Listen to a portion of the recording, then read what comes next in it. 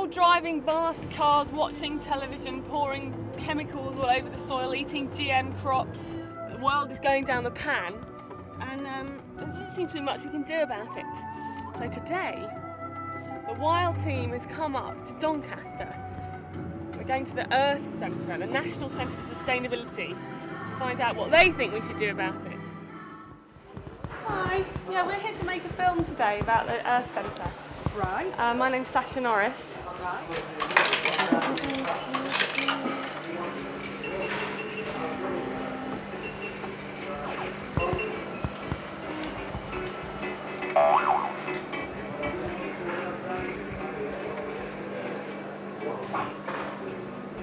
Oh, Scott, we nearly got the rabbit, but no, at the last minute, the hooded claw. And Hope the Hare is our mascot because obviously Hope was who we were trying to catch out of this machine, but we failed to. So go on, you said... Yes, when you're talking about sustainable development, then hope is what we all need to have for the future, don't we? And hope for a better world, and hope that people understand how to take better care of the earth that we've got. So Susie Brain England, you're the chief executive here, and behind us is the site of the Earth Centre. It didn't always look like that, did it? It certainly didn't. This was a site of 2 deep coal mines. So until a few years ago, this was a blackened wasteland. But over about the last 10 years, we've planted something like 400,000 trees, lots of wildflowers, in order to create what today is a beautiful country park. How much did it cost? The whole park is a £54 million investment, but what we've got in addition to this wonderful park are some buildings that are at the forefront of sustainable construction. The important thing to remember about the park is that we promote sustainable development, and here we have really at the forefront of technology examples of renewable energies, and throughout Earth Centre what you will find are living examples that we're actually using of sustainable development. That's how to take better care of the earth. So that's what it's all about, isn't it? That's what you want people to come here and find out about. We do, and even if they just take home the slightest hint, you'll notice that when you put your drinks can in a bin around here, it'll be a bin for cans. And those little hints and tips, that's what people pick up as they walk around Earth Centre. And who comes? Lots of family visitors come for a family day out. We are a park for active leisure and learning. So in addition to the learning aspects that you pick up through the galleries and the exhibitions, we are a licensed outdoor activity centre. So youngsters really love the climbing, the abseiling, the zip wire, and we canoe on the River Don. But you know, when you step off the train in Conisbrough, or you pull up in your car, or you step off a cycle off the Transpennine Trail, Earth Centre's an inspiration. The colour, the buildings are also unusual, along with the attractions, because we think that the most important thing is that when people come here to learn about sustainable development is that they have fun. So all of the new exhibits, our adventure golf and our Amazon adventure, which I hope you've seen, our indoor jungle experience, these are ways of passing over very serious messages about the rainforest, for example, but in a fun way, and that's what people come here to do. Well, the Wild team are all for that. That's our entire philosophy. Thank you very much, Susie, for talking to us. We're going to be shown around by Brent, is it? Bent. Bent. Okay, what's his surname? Bent Hoorman. And what does he do here? Bent runs a living machine, which is a very special way of treating, would you believe, sewage. Bent, are these things talking to us? They are. What are they saying? They tell the history of the Earth Centre here. The lovely gardens If you listen to it. have grown out of a black and derelict landscape. Grown out of a black and derelict landscape. It's a Welsh accent. She is Welsh. Well, she's not from round here. With a solar panel and a rechargeable battery, they're not connected to the mains. Oh, that's brilliant. Cool. To make new soil, we used waste materials like sewage sludge cake, green waste, farm manure, and the leftovers of mushroom farming. You see here the conference centre, which has been designed by Bill Dunster, and it's a unique building using loads and loads of reclaimed material. You see the Gabion walls is all crushed concrete. It's rubble building waste material, which has been used to build the structure of the conference centre. So this would normally go into a landfill site and sit in the landscape causing, Yeah, just filling up Not a landfill site, costing lots of money. On top of it, you see solar panels heating up a huge storage tank of 400 cubic meters of water in the basement, and that's the heating for the winter. So during summer, the solar panels heat up the water, and it's a thermal storage for hot water to run the heating system in winter. There's also a little wind turbine generating some electricity for the building. But Ben, the water can't stay warm all winter. No, it does. Being heated up in the summer. It does. It's highly insulated. That same water stays warm all winter. It loses its temperature a little bit Gradually. over the winter period, giving the heat off into the radiators. So it's a low temperature, continuous heating system. It's all very clever. It's all very clever. What about the metal? Where did that come from? Did it come from radiators? I guess the metal is Sheffield, maybe. Yeah, Sheffield. Stainless steel. Come on. Local, regional. I can't go in here. Right, Bert's going to come into Ladies' Loo with us for a special purpose. He's not a weirdo, honest. Come on. Come on, Scott. Luckily there's no one in it. Right. Okay, why is this loo special then? It's a vacuum toilet, like you have on aeroplanes or on ferries. So instead of flushing a lot of water down the drain, it's a lot of air. So just listen.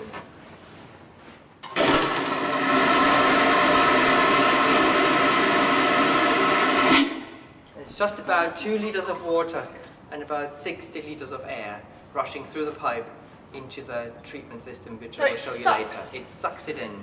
There's a negative pressure in the system. If you push the button, it actually releases a valve and it tries to neutralize the negative pressure, so it sucks air in. Okay, and 2 litres, and a normal loo uses 7 litres? At least 7. If they're very old, even 9 or 10 litres. 9 or 10 litres every time you go to the loo and flush it. There's 9 litres of water. And wasted. water is the most precious resource on the It's planet. potable water, and why do you need Potable, so potable it's water? drinking water. Exactly. And how many people on the planet don't have access to clean drinking water? It's something like half the people on the planet don't have access at least. to clean drinking water. 3 billion. Yeah. And we per person we waste about 150 litres a day, and we only need about 2 to 3 litres. 7 to 9 litres of water down the pan every time we go to the loo, and half of the people in the world probably don't have clean drinking water. So that's shocking. Now you get out, because I'm going to walk for miles to get some. You have to walk for miles, it's true. I get out even then. Right, you get out. Go on, I'm going to the loo. Out. Out.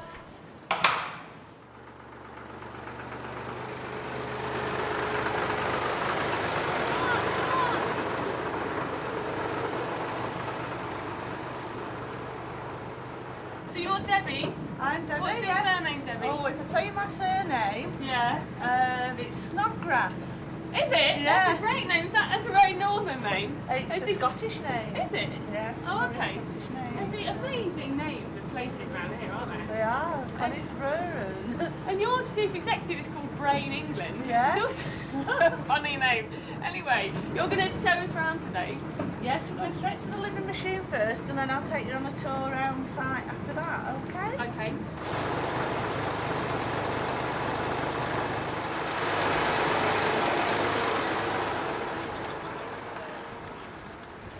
Welcome to the living machine. This is Bob. Hi, Paul. I'm Sasha. Hi. Hi. Welcome to the living machine. It's quite nice for a sewage disposal system, isn't it? Bob, where are you from? Mexborough, Just down the road. just down the road. We've been talking to Ben, who's from the Black Forest. Yeah. But you're a local. I now, am. a little while ago, Bob, I flushed the loo. Right. And we saw a clever loo system, but still going to produce some sewage. And I suspect that the sewage might be somewhere in the locality because there's an interesting smell in the air. That's it. That is true, because when you flush the toilet, the water ends up in a tank under where we're standing. In fact, we're on top of a series of underground tanks, and all the sewage enters into the first tank just about here, and it passes down here, and we have bacteria that live in these tanks, that actually clean up the water. How do they do that? They do that by more or less eating the sewage that's there. They eat our poo. They eat- Now this is a special living machine that you have on site here at the Earth Centre. Yes. It's different to the sewage systems that are used across most of the country, isn't it? How Yeah. does it differ? Well, it's the same principle really. All sewage systems rely on the bacteria cleaning up the sewage. But here we act more like a river system because the sewage takes a month to go right the way through the process, whereas on a normal sewage works it takes a day. And because it takes a month, the bacteria are able to convert a lot of the sewage to carbon dioxide and water, and you don't end up with a lot of solids to end up to dispose of. Okay, so when it comes out the other end, it's much cleaner. Yes, Come on, that's it. let's go inside. Okay. Okay, so here we are. We're following the stream of water as it passes its way through the treatment process. It's now emerged into this wonderful greenhouse building, and it's passing through the tanks on either side of us. These tanks are open, they're 3 metres deep, and they contain millions and millions of bacteria which are cleaning up the water. So you're telling me that this beautiful greenhouse is a sewage disposal That is system? correct, yeah, and these plants aren't growing in soil, the roots are swimming about in the water, taking in nutrients to help them grow, and also the roots provide a home for some of the bacteria. Now, if you look around here, you can see this wonderful bird of paradise flower, which is just coming into flower. So that's why it says up there in your exhibition, from muck to Muck gold. to gold, yeah. Because it's grown out of human excrement. That is correct. It's swimming about down there in the tank. Absolutely amazing. Now, if you also look over there, you will see a banana palm tree with a bunch of bananas. Huge actually bunch of growing. bananas at the back there. Fantastic. Why have you got tropical plants here rather than British plants? Well, the tropical plants are for effect, but all the plants are chosen because of the roots. They've got these special bulbous type roots which are able to help the treatment process. We keep going following the stream of the water, and it's taking a month to get from the point where you flush the toilet to get to the end of this building. Right. Now here you will notice a great big tropical plant. That is a member of the banana family, but it doesn't actually grow bananas. I wish mine looked like this, Bob. Well, if you bring it down here, we can put it in here because this was a cast off from somebody. It outgrew their house, and so they Really? donated it to us. Perhaps you could give me a bit of sewage to give to Yeah, mine. no problem. As much as you want. There's a lot of it about. Yeah, so we're following the water right the way down through the tanks. Now when it gets to this far end of the building here, we end up with a nice clean water. In fact, this water is so clean, there are goldfish swimming about in the tanks.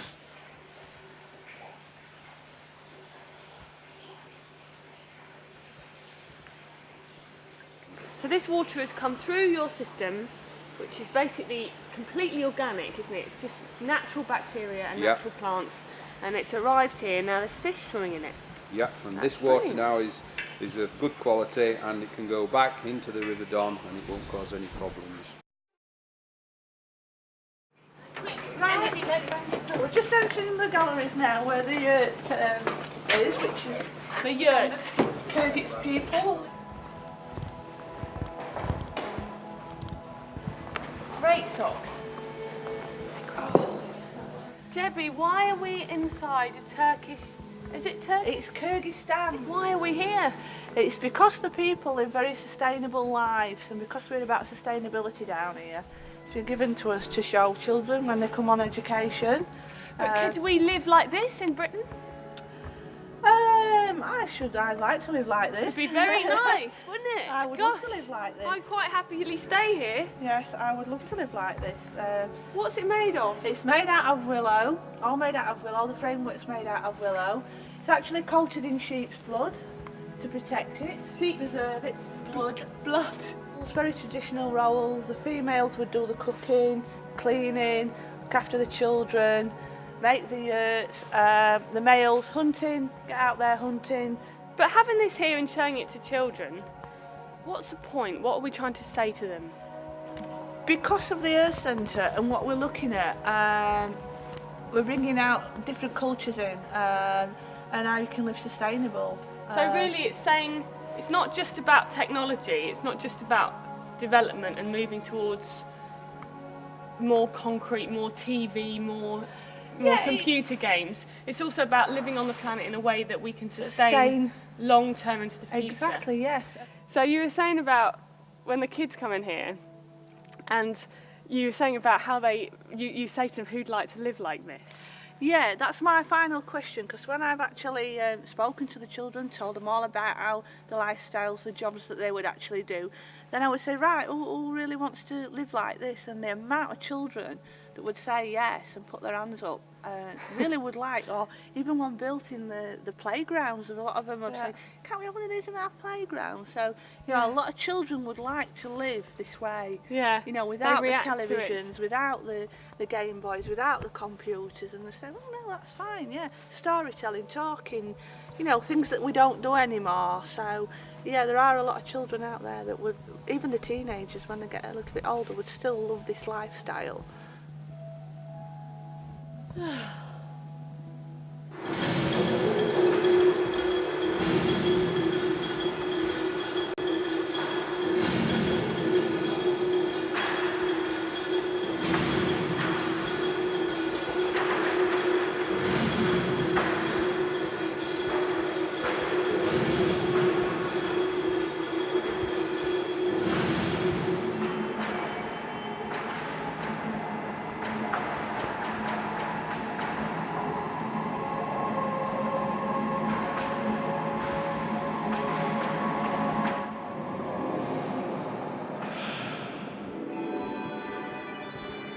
Too fast, you use up all the Earth's resources and it stops making light.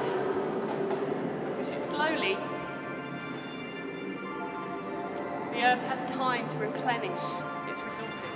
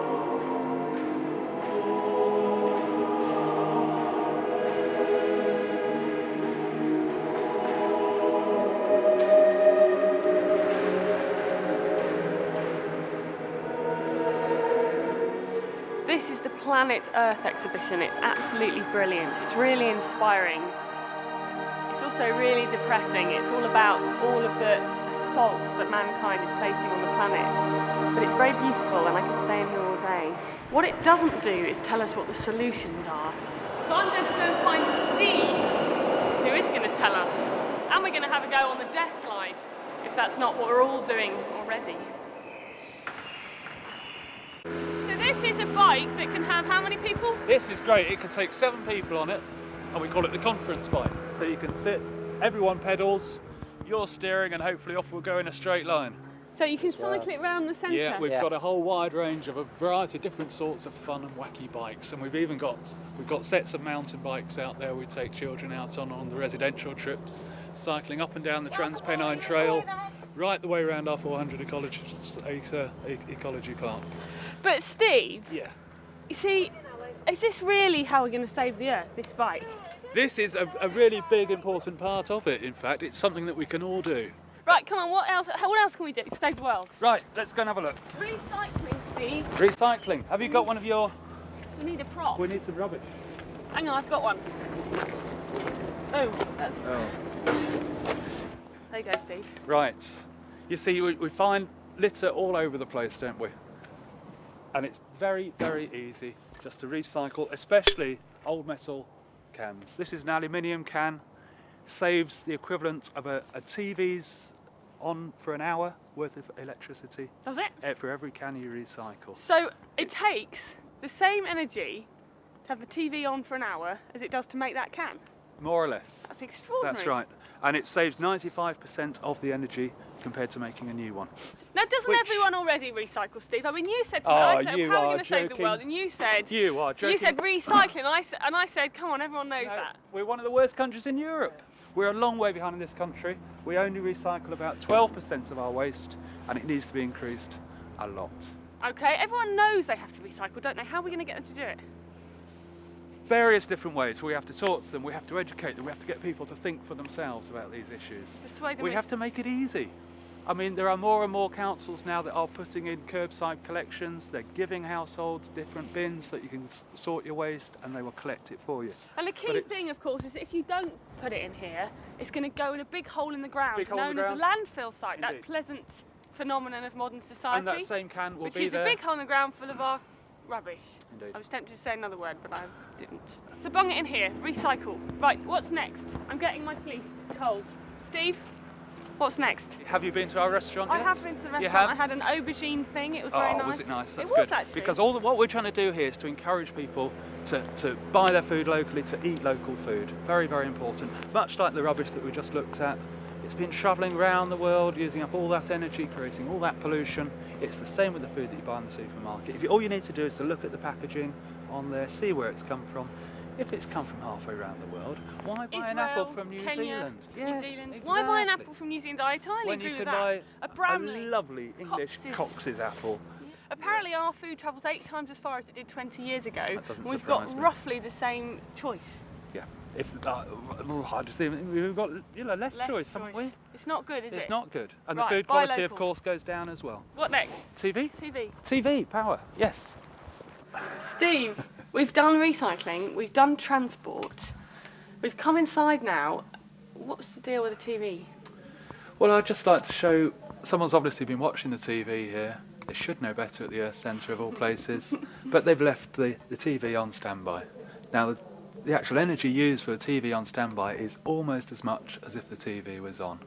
Really? An awful lot of people, they're too lazy, they'll get out the remote control and turn it off and leave it on standby instead of getting out of their seats and turning it off. Right. Now, if everybody could get round to actually turning the television off properly, we'd save collectively, as a country, about a power station's worth of electricity. One whole power station. One whole power station is used to keep those TVs Constantly and our other domestic appliances, burning fuel. hi-fis, videos and so on, constantly burning that fuel. So that little red light has now disappeared. That's what we want, So the isn't it? TV is now off properly.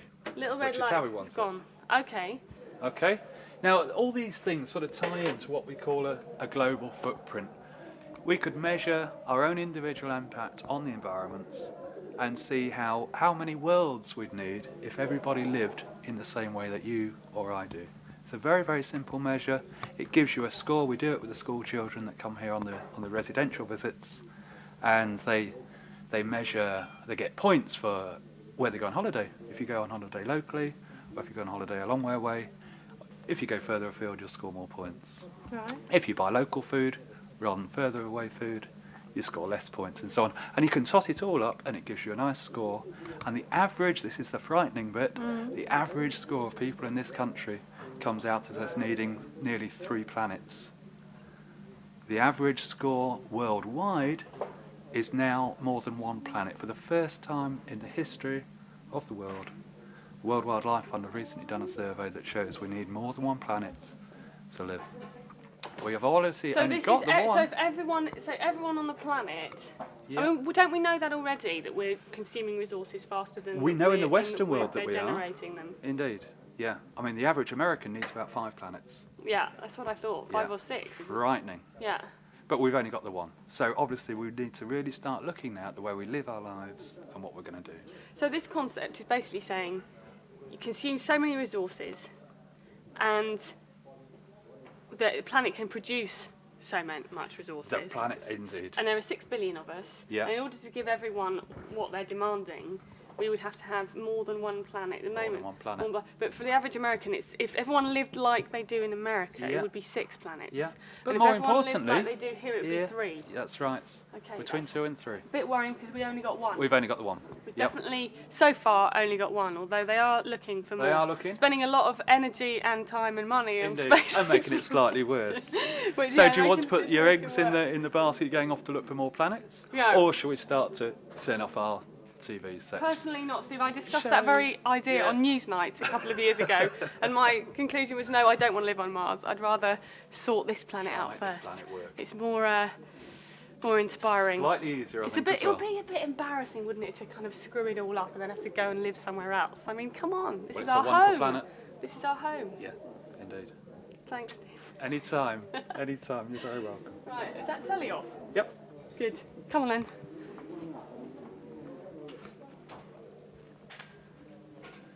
Five, 4, 3, 2, 1. Woo!